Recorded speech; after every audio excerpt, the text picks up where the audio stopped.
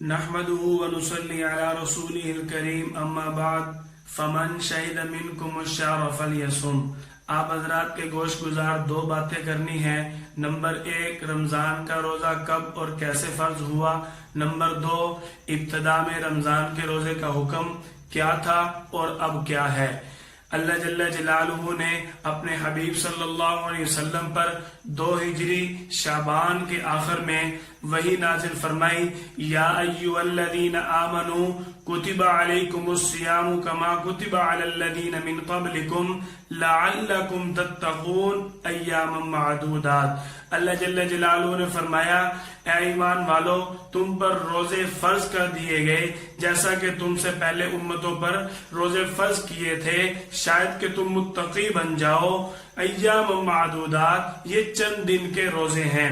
اس سے آگے اللہ جل جلالہ نے صریح الفاظ کے اندر فرما دیا، شہر رمضان الذی انزل فیہ القرآن ھدی للناس وبینات من الھدی والفرقان فمن شہد منکم الشہر فلیصم۔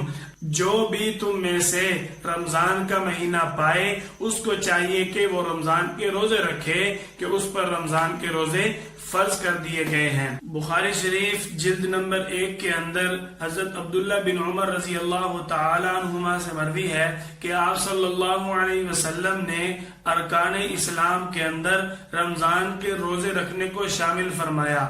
گویا کہ آپ صلی اللہ علیہ وسلم نے فرمایا، جو شخص بھی اسلام کے اندر مکمل داخل ہونا چاہتا ہے وہ چاہیے کہ رمضان کے روزوں کا اقرار کرے، روزے کی فرضیت کا اقرار کرے اور روزوں کو رکھے۔ دوسری بات کہ ابتدائے اسلام کے اندر ابتدا میں رمضان کے روزے کا حکم کیا تھا۔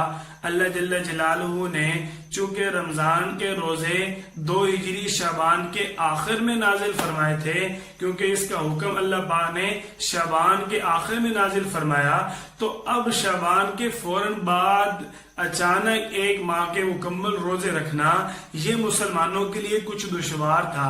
اس لیے اللہ جل جلالہ نے فرمایا، وَعَلَى الَّذِينَ يُطِيقُونَهُ فِدْيَةٌ طَعَامُ مِسْكِينٍ فَمَن تَطَوَّعَ خَيْرًا فَهُوَ خَيْرٌ لَّهُ۔ اللہ جل جلالہ نے فرمایا کہ اگر تم روزہ رکھنے کی طاقت نہ رکھو تو تم کسی ایک مسکین کو فدیہ دے دو، کسی ایک مسکین کو کھانا کھلا دو، یہ تمہارے اللہ کی طرف سے نرمی ہے۔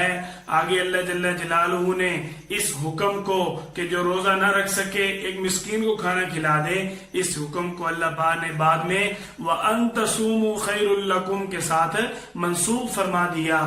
کیا فرمایا اللہ نے کہ وَأَن تَصُومُوا خَيْرٌ لَّكُمْ، یہ کہ تم روزہ ہی رکھو یہی تمہارے لیے بہتر ہے، تمہارے اوپر روزہ رکھنا ہی فرض ہے۔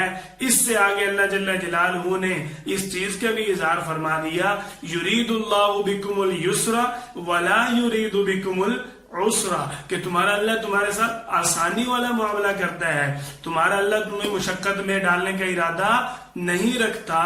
جب میرے اللہ نے یہ فرمایا تو اس کا مفہوم پتہ کیا ہے کہ اللہ نے زکوٰۃ فرض کی، اس میں بھی صاحب نصاب اور ایک متعین مقدار ہے، سب پر مشقت نہیں ہے۔ اللہ پاک نے رمضان کے روزے فرض کیے تو اس کے اندر بھی جو مریض ہے، مسافر ہے، اس کو اللہ پاک نے نرمی دے دی کہ وہ بعد میں قضا کر سکتا ہے اگر وہ کہیں معذور ہے۔ اللہ پاک نے اگر مسلمانوں پر نماز فرض کی تو نماز کے اندر بھی اگر کوئی شخص معذور ہے بیٹھ کر پڑھ لے، لیٹ کر پڑھ سکتا ہے۔ یہ ساری چیزیں اللہ پاک نے ہماری آسانی کے لیے نازل فرمائی ہیں۔